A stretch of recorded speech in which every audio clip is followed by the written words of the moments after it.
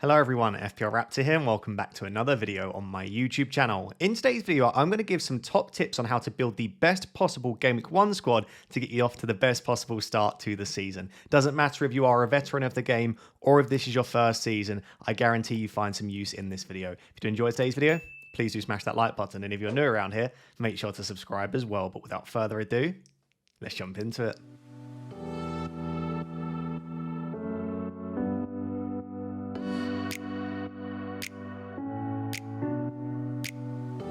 So guys, starting with tip number one, minimizing risks and minimizing uncertainty and unknowns. I would say this is the number one thing I try to remind myself of every single season, but there is absolutely a balance to be had here. So I don't want to go too far in the direction of just pick players that are super now, play 90 minutes, no new arrivals. Like, you don't want to go overboard with this. We'll discuss a bit later. You need to take some level of risk in FPL, but for me, I think we could all benefit from just trying to minimize those risks and uncertainties as much as possible. What I've said here is essentially limiting the amount of things that could go wrong. Because not everything that you think will go wrong will, unless you're very, very unlucky, but things can go wrong. So you want to limit the amount of things that could possibly go wrong in like a worst case scenario. So if you're watching, you'll see, if you're watching on YouTube, you'll see obviously a team on screen. If you're listening, I'll read it out. So I built this draft, and hand on heart, I think at least 13 of these players are really good assets that I have absolutely no issues picking. I've tried to build a genuinely good team here, but I will explain in a second why I think this is an example of what is actually a really, really weak Game Week 1 squad. So in goal, I've gone for Areola. Obviously, the West Ham, he probably won't be the West Ham goalkeeper come number one, Game Week 1, but he could be, right? He's got a good fixture. Maybe you feel like you might bench boost with him or just have him to start the season. You've then got Van der Ven, Ait-Nouri, Nico Williams, a really solid back three. The midfield five looks unreal. Palmer, Marmoush, Salah, Njai, and Florian Wirtz. Unreal midfield five. And then the front two, really good fixtures, Fulkrug and João Pedro.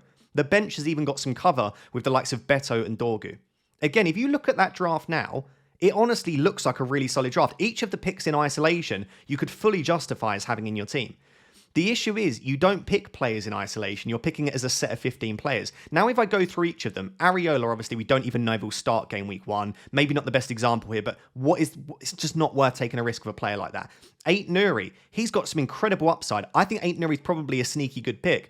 But do you want to take that risk? I'm not sure. You then go into the midfield, you've got Marmoush. Will Marmoush and Ait-Nouri start every game? Absolutely not, because it's Pep Roulette. You've got Njai as well, who, by the way, has been started to rumour he could have a move away from Everton. The likes of Inter Milan are interested. You've got Florian Wirtz in there, just moved to Liverpool, just moved to the Premier League. How might he adapt? You look at the front two. Fulkrug looks like he should start the season, good price. But do you know that he's nailed on? Even João Pedro, we think he should get good minutes, but are you confident? How many early subs might he get? Might he get the odd game rotated where the lap starts? Even on the bench then, David Moyes came out and said some pretty negative things about Beto.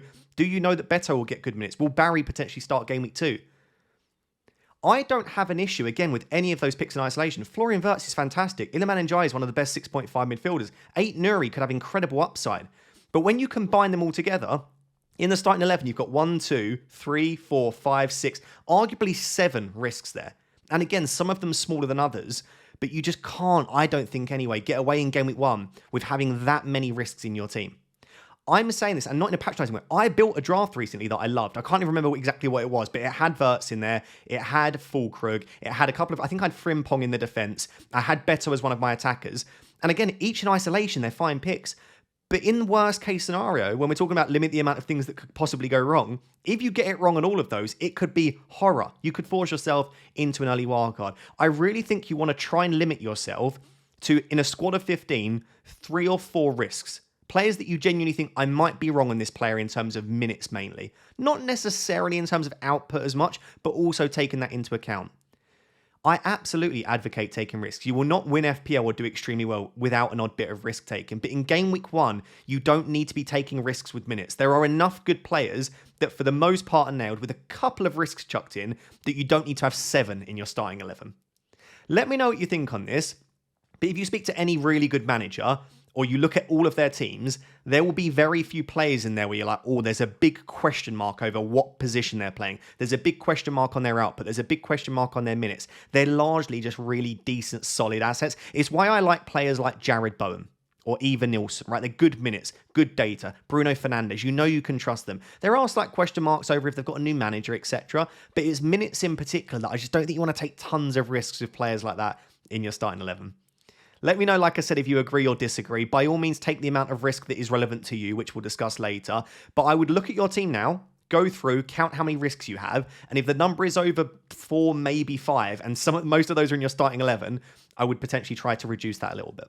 So guys, if you didn't already know, myself, FPL Harry and FPL Focal are really good friends. We speak on a daily basis, and of course we all create content on YouTube. And we've said for a while that we would like to create consistent content together, but given we all record so much content on a weekly basis, we haven't really found the time to be able to do a podcast or a YouTube channel together, but maybe in the future. But for the time being, we decided, do you know what? Why not do a little bit of written content? So we have started our own free newsletter, the three of us, called FPL Wrapped. It's completely free. It takes about 10 seconds to sign up. All you need to do is go to wrapped.tips. So if you're listening to this, wrapped.tips, it will be linked at the top of the description as well. Nice and simple. FPL Wrapped. It sounds a bit like FPL Raptor as well. But yeah, the three of us every single Thursday will be releasing a free newsletter going through our teams, which will be very close to the deadline. Harry will be doing some captaincy ranking. We've got expert transfers, clean sheet odds, goal scorer odds, and we'll just be collating some of the latest information as well. We'll try and make it short and easy to read. So if you do want that information on a Thursday every week, please go to wrapped.tips and sign up for free. Again, that will be linked down below. For those of you that want even more content from the three of us and you want to support us a little bit as well, we're also doing a premium newsletter, which works out as £4.99 per month. If you sign up for the year, by the way, you get 2 months for free. So if you're confident that you're going to want content from us all season, feel free to do so. The premium newsletter will go out every Monday. It will also have our teams, but obviously at the start of the week with some of our transfer plans. We're also going to have things like transfer targets. I'm going to build a dream team every week as well. And we're also going to do a voice note in every newsletter too about some sort of relevant topic for that week. So basically, if you like any of our content, or potentially all of our content, and you want a little bit more throughout the week, and potentially like doing a little bit of reading, only take about probably 5 minutes to read each newsletter, do check it out. Like I said, I'll link it down below. No pressure to sign up to the premium one. If you just want to sign up for free, we'd love that as well. And throughout the season, we'll make a lot of changes. I should just say, by the way, £250 league as well if you join for free. So if you join the free newsletter, you'll get the code sent to you in the next one. So yeah, check it out. Look out for the newsletters next week. Thank you for all of the support, and I'm excited for the season ahead. So point number 2 is that in game week 1, you should start to at least think about and anticipate future moves. What I mean by that is try to predict where our heads will be at in game week 4. And I know that's very difficult, but what you can at least look at is fixtures and players that traditionally have performed very well. So what I've got on your screen here is I've gone over to Fantasy Football Hub and just screenshotted the fixtures from game weeks 4 to 9 sorted by fixture difficulty. So which teams have the best fixtures from game week 4 to game week 9. For those of you that want to be able to do this yourself, I'll leave a link down below to Fantasy Football Hub. You can go over to their fixture analyzer and you can change it by what game week. You can change it by attack, defense, points, goals, clean sheets. You've obviously on the website as well got player points predictions. You've got Opta statistics. If you want to look at like DEFCON points, for example, you can see that far right column there. You can sort by who got the most DEFCON points last season. You can even get your team rated for free as well. Nice and easy. So I'll leave a link down below to all of that, especially get your team rated for free. But also if you want to get access to like the fixture analyzer and have a bit of playing around yourself, you can do. So back to the graphic. These are the teams with the best fixtures from game week 4 to game week 9. As you can see, number 1 is Wolves. Number 2 is Leeds. Number 3 is Bournemouth. Number 4 is Villa. 5 Spurs. 6 Newcastle. 7 Man City. I'll leave it there to not be too monotonous, but you've got the likes of Arsenal entering the top 10 as well. I would like for you right now in your teams to count how many players you have from Wolves, Leeds, Bournemouth, Villa, Spurs, Newcastle, City. You might have a couple of Villa, absolutely. Ollie Watkins, Contra have been quite popular. You might have Kudus or Solanke in there, but I have not seen too many players from the likes of Wolves and Bournemouth in particular, who are 2 teams that have really good FPL assets to choose from, and also Man City and Newcastle. Now, I am not for a second suggesting that you have only players from those teams, because game week 1 to 3 exists before game weeks 4 to 9. And what you do not want to do in a million years is completely sacrifice your game week 1 to 3 team just for the sake of having a good team from game week 4 onwards, right? That's absolutely bonkers. So I'm not suggesting that. But you can start to plan ahead and have 1 or 2 players in your team that you know in the long term their fixtures are good, or that you know around game week 3, 4, 5, they have a bit of a fixture swing, and in doing so, you are getting slightly ahead of the curve. So a good example of this are Strand Larsen and Eva Nilsson. If you are in a position where you can get away with benching them in game week 1, fantastic. But also, don't be afraid to play assets like this against Man City and Liverpool, because moving forwards from game week 2 onwards, both Bournemouth and Leeds have pretty decent fixtures. And like I say, going from game week 3 and game week 4 onwards, these are teams that I would really want to own their assets from. And again, I'm not saying that I think Bournemouth and Wolves will have perfect seasons or that you want to have triple-ups from both, but the likes of Strand Larsen, Arias, Eva Nilsson, Cliver, even a Senesi or an Agbadu, they do have good assets to choose from. If you can tuck one or two of them in your team, you are getting slightly ahead of the curve. I then look at game week 4 as well. In game week 4, we've got the likes of Liverpool going on a nice fixture run. So I see lots of people say, well, I'm not going to go for Virgil van Dijk because the first 3 fixtures are absolutely horrible. Yeah, true. But could they get a clean sheet? Absolutely. Could he score a goal? Quite potentially. And then from game week 4 onwards, you're either booking in a transfer or you're saying, I'm going to go without Liverpool defenders. Again, I'm not saying to build your team where all of the players have horrid fixtures from game 1 to 3. Because let's go back over to Fantasy Football Hub.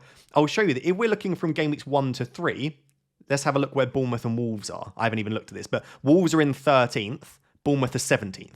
Right, so again, it would not be particularly wise. Newcastle, Arsenal, all of these teams that are really high up from 4 to 9 are low down from 1 to 3. But you can definitely start to put players in. I just think we need to think a little bit longer term. I'm finding myself putting in assets like I had like triple West Ham in one team. And I'm not saying West Ham have awful fixtures long term, but it's really short-minded in just looking at game week 1.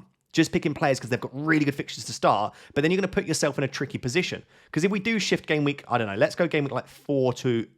Let's go back to 4 to 9. West Ham would have dropped down to 8th. If you then push that a little bit further, I'd imagine they drop down further. No, they're still 7th, okay? Probably West Ham's not the best example then, but you understand the point that I'm trying to make here, probably quite terribly. That I would just think a little bit longer term than the first 2 or 3 weeks, but try to not do that at the detriment of your Game Week 1 team. It's such a fine balance, but the players that I'm looking at, like Strand Larsen and Eva Nilsson, I think they're fantastic assets. They get me one step ahead. And if I'm right in saying they're good assets, then potentially they could even do quite well in those opening 2 or 3 fixtures that are a little bit more difficult.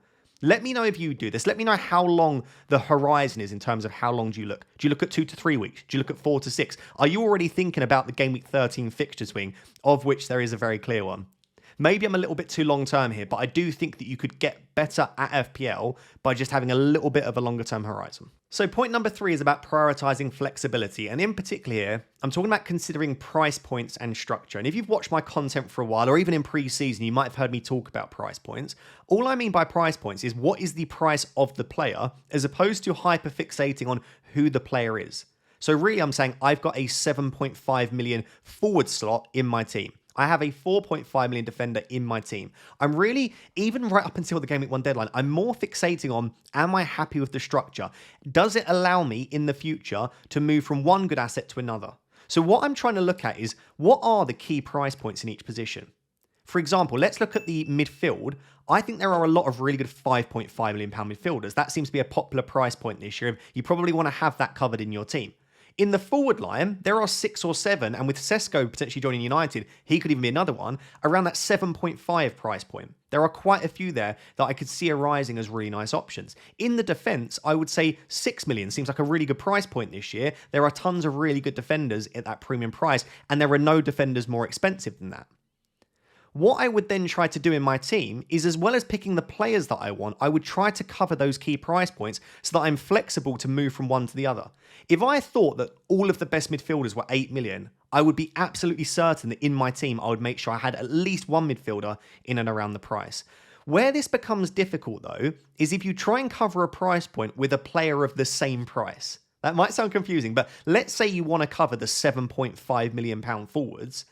If you try and do that with another £7.5 million forward, there's a good chance that if you want to move from your one to another one, that other one might have gone up in price. So let's say you start the season with Chris Wood as a 7.5 forward, and your reasoning is you think Chris Wood's good, but you think João Pedro might be the one you want to move to.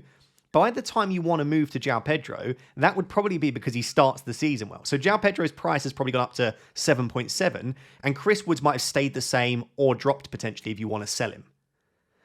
For that reason, what I like doing, rather than trying to cover the exact price point, and this is like 4D chess, I try to cover 0.5 above the popular price point. So I'm going to use 2 examples here. In defense, I don't actually think there are many good 5 million defenders. I look at Nico Williams as being the standout, maybe Mikalenko's okay. There aren't tons that stand out to me at 5 million. But I do think there are a lot of good 4.5 million defenders. So if I choose someone like Nico Williams, not only do I think he's great, but there are loads of other options I can move to. If a 4.5 emerges that scores 3 goals in the opening 3, I could still afford him by downgrading Nico Williams. If I look at Jared Bowen, who by the way has been in and out of my drafts, I really do want him, but it's tough. But Jared Bowen is 8 million. Again, there are loads of really good 7.5 forwards. Chris Wood, João Pedro, Solanke, Whisper if he moves to Newcastle. Tons of really nice options. Bowen covers all of them. Because again, let's say João Pedro scores 3 goals in 3 at the opening 3 game weeks. And let's say Bowen doesn't do very well and drops to 7.9. I doubt João Pedro's gone all the way up beyond 7.9 million after those first few weeks. So you just give yourself that flexibility of being able to move to a slightly cheaper asset, even if they've gone up in price. The other way that you can do this is by leaving 0.5 in the bank. But that becomes very, very difficult at the moment in FPL. But that also gives you the flexibility of being able to respond to early price changes. I think we forget that price changes are so common at the start of the season because so many people are making transfers. So yeah, I would just look at your team for me and just try and make sure that you've covered some of the major price points. So I've listed some of them here. The defenders, I think pretty much every price point. The only price point that I don't think is particularly important is around that 5 million. I like Nico Williams, but outside of that, I don't think you necessarily need to cover that price point. In the midfield, obviously you've got the more premium midfielders, but I think 8.5 is nice because you get Florian Wirtz at 8.5, Marmoush at 8.5, and then you've got a couple at that 8 million with like Cunha and Mbermo. 7.5, I think there are a couple, but less.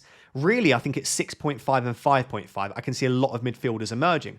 It's why I keep returning to, I actually quite like both Semenyo and Rodgers. Now, Rodgers picked up a preseason injury. Let's see how he gets on. But Rodgers is fantastic because not only is he a great asset, he again is an easy transfer down to a 6.5 if he doesn't perform. So I am eyeing up Semenyo in my team for that same very reason at that 7 million price point.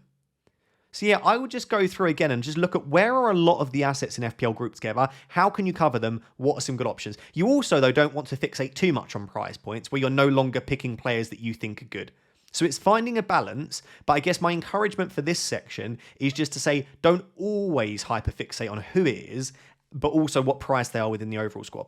So tip number 4 I've called stay true to yourself. And what I've said here is you need to try and pick a team that you can manage consistently. I wrote a book about FPL a while ago. I think it was in 2021 I released it called The Mind Game. You can still find it on Amazon, by the way. But it was 50,000 words about how psychology applies to FPL, which is a very niche topic, of course. I have a long, extensive background in psychology. I've done a bachelor's, master's. I'm just about getting close to finishing a PhD in psychology as well. So I'm very well read. Anyway, in the book, I said that I think FPL is as much a game about managing yourself as it is a team. And I truly believe that. A lot of us have good football knowledge. Some of us more than others. A lot of us have decent sort of analytical knowledge, or we can watch games, we watch Match Today, we watch content creators. A lot of us are using the same kind of information. And as much as there is a skill to that, I also think a lot of the better managers just know how to manage their emotions and their own decision making slightly better than others. So what I'm trying to get at here is you need to play the game that suits you. If you start copying someone or getting heavily inspired by someone's team that doesn't suit the sort of picks that make sense to you, you are going to get to game weeks 2, 3, 4, and you're going to start really struggling to make consistent decisions that work alongside the game week 1 squad you've built. So some of the questions that I would be asking myself when I'm building my game week 1 squad. The first, how much risk do you enjoy taking? How much risk makes you enjoy the game and the weekend? For some people, as soon as they take the smallest bit of risk, they absolutely hate it. I'll use FPL Harry as a good example. One of the best managers in the world, of course he is. He doesn't take risk very often. And every time he does take risk, we always get a message in the group chat. He's like, oh, that's the last time I take a risk. It's obviously in jest. We know that Harry does take risk, but he is a manager with a low risk tolerance. That's absolutely fine. You wouldn't see Harry, therefore, pick 5 or 6 players with 2% ownership. That's good. I know other managers, let me use Late Riser from the FPL Wire as an example. If you told Late Riser that he has to choose a team with only 1 or 2 risks, he'd probably go out of his mind. He wouldn't be able to make consistent decisions with that game week 1 squad he's built. So the first thing is, how much risk is nice for you? In terms of mental health, in terms of fun, not just in terms of what you think will get you the most points. Because again, you need to manage consistently throughout the season. My worst seasons in FPL, which luckily there haven't been too many of, but it's when I've been like, oh, I'm going to take a risk, and then I'm not. I mean, you've got my ranks above my head. 35k is my worst rank in the last 4 years. It's when I've been like, oh, I want to take a risk. And then I'm like, actually, I should play safe. Actually, it's when you almost like lose your own identity and you're like, I don't actually know who I am as an FPL manager. So try and stay consistent with risk. The next is, how active or passive do you want to be? Are you happy rolling in consecutive weeks? If you quite like not making many decisions in an FPL week and you like your team to just sort of tick along and you don't really look at it too much, you maybe check it on a Friday, build a team that you think could do with no transfers in the first 5 weeks and just get up to 5 free transfers nice and quickly. If you're someone that thinks the joy in FPL for me is making transfers every week, by all means, pick low players that don't have great game week fixtures for the next 3 or 4 game weeks, but instead for 1 game week. Pick players that you know are rotation risk that might need to be transferred out because you don't mind taking some hits. You don't mind being a bit more active in your management. The next question, how important is it to be different to you? I know a lot of people that genuinely are like, why are you playing the game if you're just picking loads of highly owned assets? Ownership is important to them in the sense that they want to pick lowly owned players. Some, it's not really important at all. And for you, then I would say if you don't really care about ownership, just ignore it, right? You don't have to be different for the sake of it. Again, what you don't want to do is try and go, right, I'm going to play template and save this year. Pick really highly owned assets. And then after 2 weeks, you'll think to yourself, I don't like this. And that's when you start then having to take players out to get more excitement back in the game. Something else as well, and this is a key one, how panicked will it make you if your players start getting reduced minutes? I know loads of people, they'll start the season with loads of minutes risks, get to game week 3 and they'll be like, oh, I hate this game, loads of my players have been benched. And it's like, well, yeah, what did you expect? If you're happy taking that risk, great. But if not, just don't put those players in your team. I know this is a bit of like a wish-washy. I'm not telling you what players to pick here, but I guess what I'm saying is pick a team that makes sense to you on paper. Big at the back, don't care. Big at the forward, it also could work. Weak bench, strong bench. Early bench boost, late bench boost. It does not matter. All of them are viable as long as you can justify it and stick to that decision making over a long period of time. So something that I'm trying to do myself this year is stay true to myself. Pick players that I want. Pick a strategy which makes sense to me. Pick players that I can sit there and justify for hours on end because I think they are good players. So yeah, I would say stay true to yourself is a big thing. You'll learn a lot about yourself across the year, not only in FPL, but also outside of it as well. So for tip number 5, we're going to stay in the field of psychology here. And I've just listed some of the cognitive biases that I think really impact us in pre-season and heading into game week 1. And what a cognitive bias is essentially a mental shortcut that we make as humans. We're always using our brain, whether we realize it or not, to make these mental shortcuts. But in doing so, we are usually having suboptimal decision making. Not always, but these cognitive biases, these shortcuts, can affect us in a negative way. You would have heard of things such as confirmation bias or recency bias, but some of these are a little bit less well known, but I think they do really affect, often in a negative way, the decisions that we make in pre-season and in building that game week 1 squad. So the first two are about how close-minded we are as individuals. So those are conservatism bias and Semmelweis reflex. Conservatism bias essentially says that we as humans have a tendency to struggle to update our beliefs when we're presented with new information. What this essentially means is, if we're presented with information which conflicts with a belief that we already held, we will normally need quite a lot of time to update that belief. We can be quite stubborn and actually actively reject that information. So the example that I would give here is, let's say you've got a team that you really like or a player that you truly believe in, but you get some information in pre-season which means that there is no longer a viable player. We can sometimes fail to update our thinking. Now, you don't want to knee-jerk in response to every bit of information, but pre-season is about updating your thinking and being adaptive and dynamic. And I see a lot of people that are too stuck in their ways about certain players or certain picks. Linked to that is something called the Semmelweis reflex. So back in the 1800s, there was a guy called Ignaz Semmelweis. This was 20 years before germ theory was discovered, by the way. He realized that if you washed your hands in between surgeries, you would reduce childbed mortality by tenfold. So mortality would be reduced tenfold if you simply washed your hands. Do you know what the doctors said?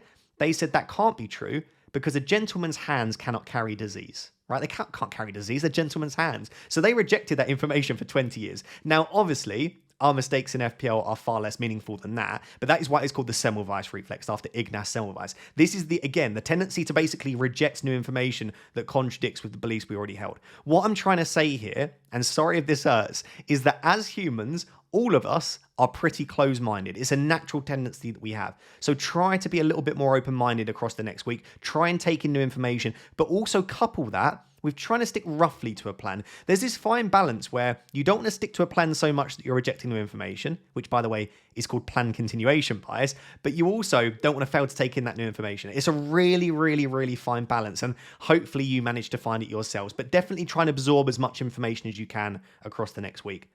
The next one I talk about all the time It's called diversification bias. This is basically, as humans, we have a natural tendency to try and increase the amount of variety that we have when we're making decisions. We basically don't like to put all of our eggs in one basket. Again, I always say from an evolutionary perspective, this makes sense. Evolutionary speaking, you don't want to put all of your eggs in one basket. You have to diversify. Again, I always will admit, I am not a financial expert and this is not financial advice. However, when you're investing, a lot of the advice you'll get is to diversify your portfolio. In a lot of aspects of life, it makes a hell of a lot of sense to diversify. But in FPL, if you are confident in an outcome, let's say you're confident that Liverpool keep the most clean sheets in the first 10 weeks. I'm not saying they will, but if you're confident in that, pick a double Liverpool defence. That's absolutely fine. If you're confident that Villa will start the season well, and you think both Rodgers and Watkins, if Rodgers is fit, are fantastic assets, well then just pick the pair of them. If you think Wirtz and Salah are great, pick the pair of them. We are so scared in FPL of double ups and sometimes triple ups that we refuse to pick perfectly good assets just in the sake of sort of diversification and variety. So I would encourage you to acknowledge that as a natural human, you will try to fight the idea of putting all of your eggs in one basket, but it can be quite fruitful in FPL. The final one I really like is called the law of instrument bias. As managers, we do sometimes over-rely on one method for making decisions. Some of us will be eye test managers, where all we do is watch highlights. Some of us will be data-driven managers, where all we do is look at underlying data. Some of us will be gut vibes-based managers, where all we do is trust our gut feeling. At the end of the day, if you enjoy FPL playing the way you are, stick to it. But law of instrument bias is basically, if you over-rely on a single tool, you will treat every solution in the same way. So there was a beautiful quote from Maslow, which is, I suppose it is tempting if the only tool you have is a hammer to treat everything as if it were a nail. Essentially saying if you use the same framework for making every decision, you always use that same one tool, whether that be eye test, data, vibes, you're going to treat every single decision in a very similar way. And in doing so, you're going to get a lot wrong and you're probably not going to improve the way that you make decisions. I'm not saying that if you're an eye test manager, you have to look at data, but just try and find a couple of more ways to absorb information. Content is one. Like trust, you choose a couple of content creators you trust and listen to their opinion. Have a friend that you bounce ideas off. Again, watch Match of the Day. Watch maybe Sky Sports. Maybe the Match of the Day commentators are slightly biased. Maybe speak to some fans. Maybe look at underlying data. Maybe go over to Fantasy Football Hub and use many of their features, which are great. There's a link down below. You've got so many ways to make decisions in FPL, but I see a lot of people always over-rely on the same thing. I myself over-rely on expected data. I'm trying to do that less. I'm trying to incorporate more in my decision-making. I think we would all really benefit from doing so. I could talk about psychology all day. If you do want more psychology content and you're still watching, please do consider subscribing. But let me know down below if there is one aspect of psychology you want to talk about in particular. But I think the quicker that we get to understand who we are as humans and the way we make decisions, that tends to help us in FPL as well. So yeah, those are 5, I think, good tips ahead of Game Week 1. So guys, there you have it. Those are a few tips to hopefully allow you to build the best Game Week 1 squad and get off to the best possible start as well. I tried to think a little bit outside the box with these ones here and get you to just think critically about the way that you make decisions. I prefer that approach than just telling you what to do or telling you which players to pick. And hopefully this has allowed you to reflect on the way you make decisions and hopefully the way that your Game Week 1 squad is built as well. If you did enjoy this video, please do smash that like button. And if you're not yet subscribed and you're still listening to me rambling, please do subscribe. As I've said throughout, firstly, make sure to check out our new newsletter, which is completely free. There'll be a link down below. And also check out Fantasy Football Hub. There'll be a link down below to get a free team rating. If you do get your team rated for free, let me know what percentage you got out of 100. Thank you very much. Until next time, bye-bye.